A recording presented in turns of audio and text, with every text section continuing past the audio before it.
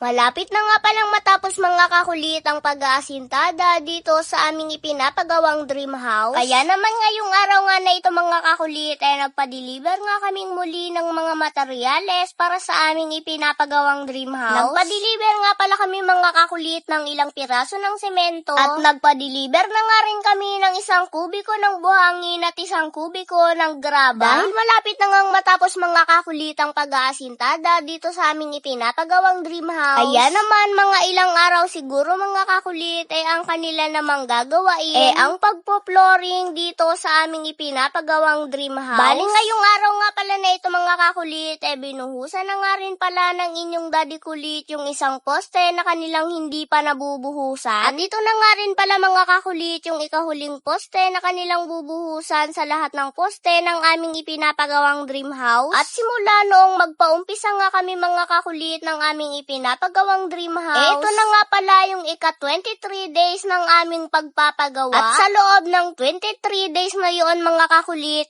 kung inyong makikita, ito na nga pala yung accomplishment ng inyong daddy kulit. Sapagkat solo nga lamang na gumagawa dito ang inyong daddy kulit at meron nga lamang siyang 1 labor. Kaya naman kung inyong ang mapapansin mga kakulit, ito pa nga lamang ang kanyang nagagawa. Mabagal man pero kahit papaano ang importante at mahalaga ay umuusad. Pero kung meron nga siyang katulong na skill sa pag-aasintada, siguro naman mga kakulit hindi nga aabuti ng ganito katagal ang pag-aasintada. Pero okay na nga rin yun mga kakulit dahil bukod sa nakatipid na nga kami sa bayad sa OPA, nasunod pa nga ang inyong daddy kulit sa gusto niyang mangyari sa aming ipinapagawang dream house.